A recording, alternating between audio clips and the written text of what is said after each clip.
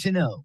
Netflix buffering, YouTube spinning, devices not connecting, Zoom calls dropping. Ugh, it's frustrating. Let's end your frustration by signing up for fiber internet in Clinton. Click the Connexus icon at DeWittDailyNews.com. From the Heart Media Group newsroom and DeWittDailyNews.com, I'm Ben Hubbard with this expanded morning newscast.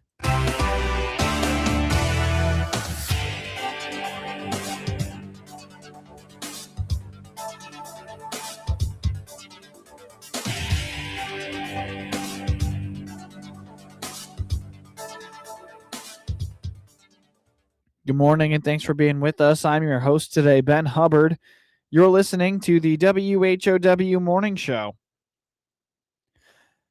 E-bikes are surging in popularity on the streets of communities across the country as a way for legal transportation for those who are identification challenged or for those who are seeking a cheaper source of transportation.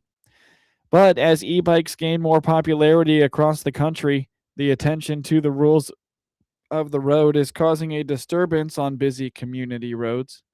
Clinton Police Chief Ben Lowers explains that while e-bikes do not require a driver's license, operators are legally obligated to obey the flow of traffic, ride on the far right side of the roadway, and use proper hand signals.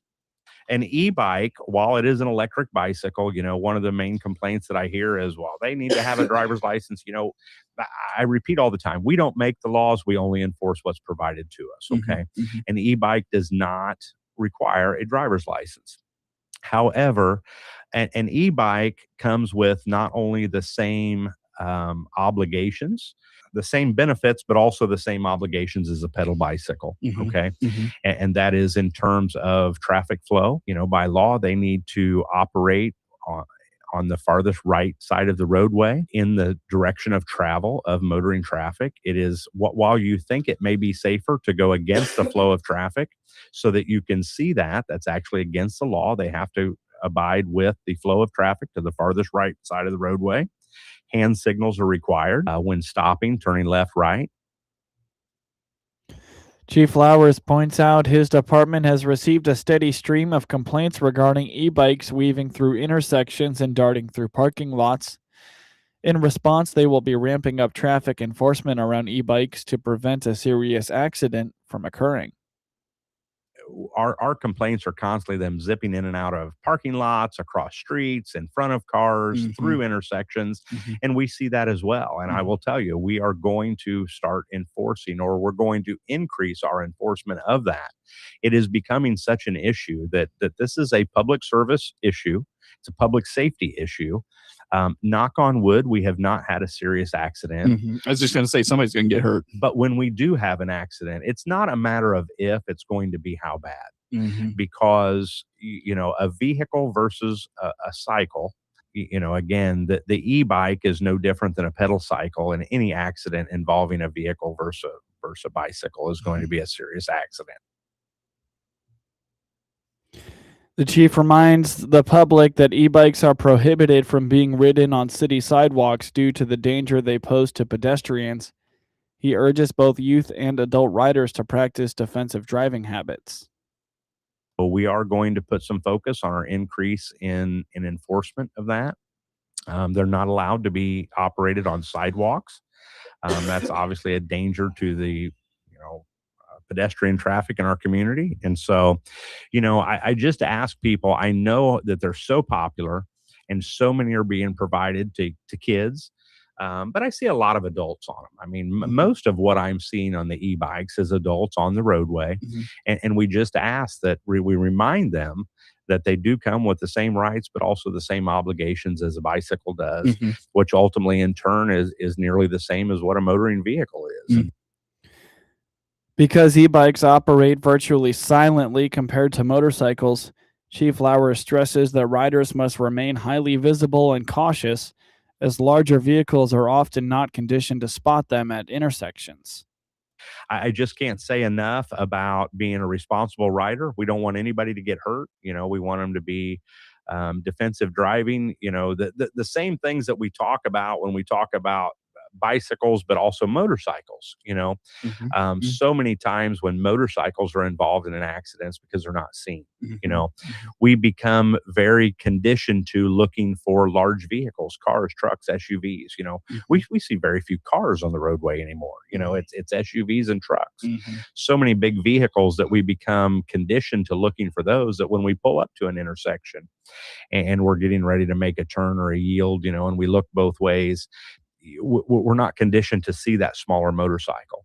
And so, this time of year, especially in the warmer weather, we've just got to be more cognizant of our motoring traffic and whatnot. And, motorcycles at least have a little more noise to them, that may gain the attention of a passing motorist, where that e-bike is virtually silent. And so we've got to be very aware of our surroundings, but as an e-bike or motorcycle rider, we've also got to respect that and understand that we may not be easy to be seen. And so we've got to be very respectful of that as well for our own safety. Several law enforcement officials in central Illinois have talked recently with the Heart Media Group about this growing trend in their communities and how they are addressing it. After a wet start to July and then a massive heat wave, things might moderate going forward. Ed Shimon at the National Weather Service in Lincoln indicates the precipitation outlook is not showing any above normal chances for rainfall for the rest of the month. And then as we look forward, the 6 to 10 day outlook is above normal temperatures and a slightly above normal precipitation outlook. And that takes us through the 22nd. The 8 to 14, actually the temperatures drop back towards near normal, which is, in the mid 80s, 86 or 85 for normal highs. Precipitation drops back to near normal as well. There's just showing a little bit of a less tendency for storm tracks to come through the area. And then as we finish out the month, the 25th of July, all the way through the 7th, that 3 to 4 week outlook, equal chances for temperatures with a little bit of a below normal signal just to our west in Iowa and Minnesota. So the heat really kind of spreads out to the East Coast and West Coast. And then precipitation wise, actually, they're starting to bring back in a little bit of an above normal signal for that last week of July into the first week of August. So, we may have a dry now towards the third week of July, but fourth week of July. But it looks like maybe some rain moving in for the early part of August there.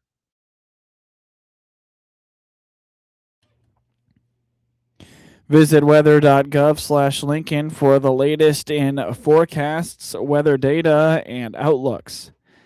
Get news anytime from your computer or your mobile device, all free, all the time at DeWittDailyNews.com. This is Seth Lawrence, station manager for the Heart Media Group here in Clinton. We take pride in being Clinton and Central Illinois' local radio stations each and every day, 7 days a week. What does local news mean? Here's a sample. Well, we do appreciate the contacts that were made. And, we do take those seriously. But yeah, all the chemicals are getting adjusted. One of the big things that we're running into is just staffing with the lifeguard. What they'll do is that we will come flag your yard for the week before 4th of July, and then we'll come recollect them so you don't have to do anything. We had a kiddo here that had a replica $100 bill, and I know it's replica without even touching it. You hear the local people that make the news every day, 7 days a week. Follow WHOW on Facebook and Instagram to see the faces behind the voices and stay connected to your local community on WHOW and WEZC. MR Systems Wireless is your local internet provider for Clinton and surrounding area. They have the products you want and the local service you deserve. MR Systems Wireless Internet service for home or business includes unlimited data, unlimited streaming, and unlimited calling. Plans start at just $48 a month and get a free Roku 4Ls with our media packages. Get the speed you need with MR Systems Wireless. Call them at 935-2100. That's 935-2100 for MR Systems Wireless.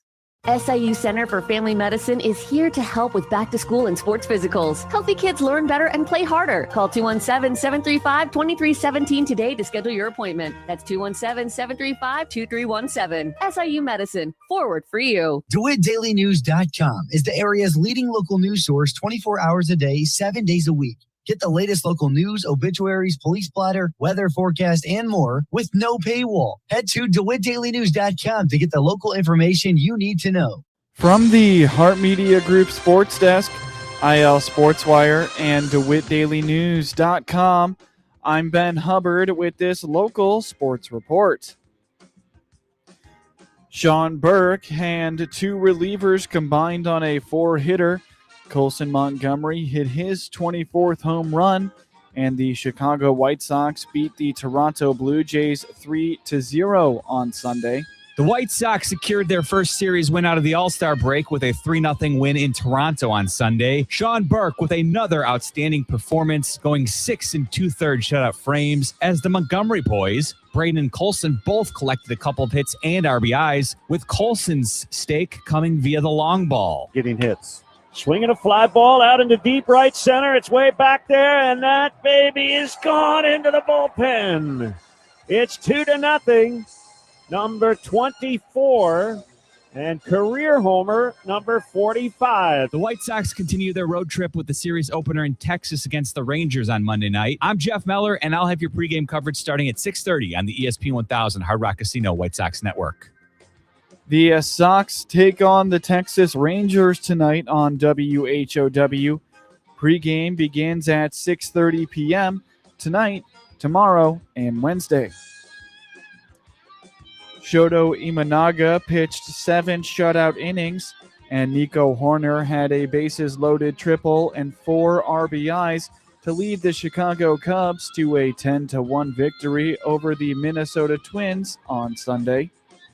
Alex Bregman hit a 2-run homer in the first, and Imanaga, who is 6-8, took over from there, allowing 6 hits with 1 walk before leaving after 99 pitches. The left-hander has gone a season-high 7 innings 4 times, also shutting out the Diamondbacks in a win on May 2nd. Seiya Suzuki had a 1-out double off Zebby Matthews, who is 4-7, and Bregman hit his 10th home run, a 2-out shot for the lead. Pedro Ramirez doubled and scored on Carson Kelly's single that made it 3-0 in the second.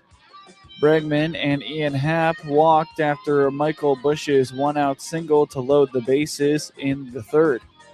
Horner tripled on a ball that one-hopped past Luke Keeschall in the center field before scoring on a single by Ramirez for a 7-0 advantage.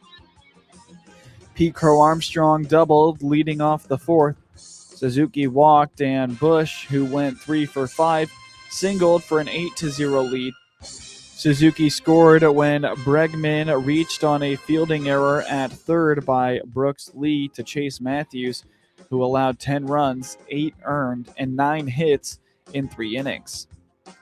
Travis Adams entered with nobody out and 2 on and got a double play grounder from Happ, but Horner singled to drive in the 10th run.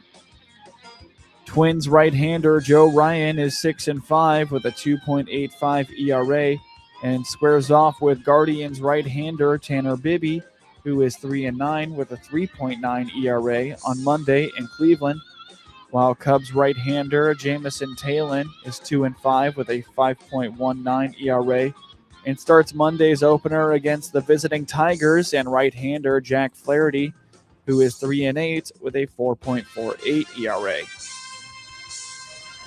Max Kepler hit a walk-off RBI double in the 10th inning, and the Arizona Diamondbacks rallied from a 7-run deficit to beat the St. Louis Cardinals 8-7 on Sunday. Kepler drove in an automatic runner, Jorge Barrosa, to match Arizona's largest comeback victory in franchise history, set on August 29th, 2022, and a 13-7 victory over the Phillies. St. Louis had not blown a 7-run lead since July 6, 2010, in a 12-9 loss to the Rockies in Denver.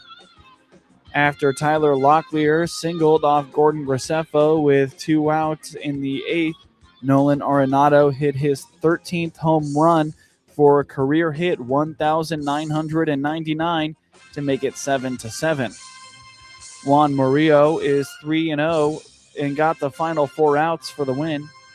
Luis Gastelum is 1-1 and took the loss in his 5th big league appearance, allowing an unearned run in 1 1/3 innings. Blaze Jordan had an RBI triple to ignite a 5-run 3rd inning off Arizona starter Eduardo Rodriguez. Alec Burleson had a 2-run single before Dre Jameson got the final out. Rodriguez gave up 7 hits and walked 2 in 2 2/3 innings to match his shortest outing this season. Jordan's 2-run single in the 5th made it 7-0. Cardinals starter Andre Palante took a shutout into the 6th inning before giving up 3 runs. He allowed 5 hits and walked 2 in 5 1/3 innings. Geraldo Perdomo was credited with his first inside-the-park home run when the ball got by Jose Fermin in left field to make it 7-5. Cardinals right-hander Kyle Leahy is 7-4 with a 3.73 ERA and starts Monday opposite Angels right-hander Jose Soriano, who is 8-6 with a 3.49 ERA in Anaheim, California. Diamondbacks lefty Mitch Bratt is 0-0 with a 6-flat ERA and will start Monday's opener against the visiting Athletics and lefty Jeffrey Springs, who is 3-9 with a 6.08 ERA. In scores from around the MLB on Sunday, the Los Angeles Dodgers beat the New York Yankees 8-2, while the New York Mets took down the Philadelphia Phillies 6-1. The Boston Red Sox beat the Tampa Bay Rays 6-1, while the Atlanta Braves took down the Texas Rangers 5-8. The Pittsburgh Pirates beat the Cleveland Guardians 7-1, while the Baltimore Orioles took down the Houston Astros 5-2. The Milwaukee Brewers beat the Miami Marlins 3-1, while the San Diego Padres routed the Kansas City Royals 19-2. The Cincinnati Reds beat the Colorado Rockies 9-6, while the Washington Nationals took down the Athletics 5-2. The Los Angeles Angels beat the Detroit Tigers 3-2, while the Seattle Mariners took down the San Francisco Giants 6-3. And in the second game of the New York Yankees and Los Angeles Dodgers doubleheader, the Yankees took that one 2-1. The Chicago Blackhawks star Connor Bedard has agreed to a $75 million 5-year contract, completing a major offseason goal for the team. The rebuilding Blackhawks announced the move on Saturday. There is a full no-movement clause in the final year of the deal. Bedard, who turned 21 on Friday, had been a restricted free agent. The deal was finalized 10 days after Bedard had surgery on his left shoulder. The center is expected to miss the start of the season after he got hurt while skating with a group of NHL players in Western Canada. Chicago went 29, 39, and 14 this year, an 11-point improvement on the previous season, and still nowhere near playoff contention. The team has finished number 31 in the NHL each of the last 3 years. The Blackhawks haven't made a postseason appearance since the NHL used an expanded playoff format after the 2020 season was affected by the COVID-19 pandemic. They acquired defenseman Bowen Byram in a trade with Buffalo on June 23rd, and they also signed forward prospect Roman Kantsarov in May. Bedard has been the centerpiece of the team since he was the number 1 overall pick in the 2023 draft. He made his anticipated NHL debut that October and won the Calder Trophy as the league's Rookie of the Year. He had 23 goals and 44 assists while appearing in all 82 games in his second season. He continued his steady improvement this year, setting career highs with 30 goals and 45 assists in only 69 games. Bedard missed nearly 6 weeks of his rookie season with a broken jaw, and he was sidelined for 12 games this year after he injured his right shoulder. Get highlights of your local high school program by finding IL SportsWire on your preferred social media platforms, and get local sports anytime at DeWittDailyNews.com. Here's Matt Hart, owner of the Hart Media Group in Clinton, talking about living up to the company's tagline.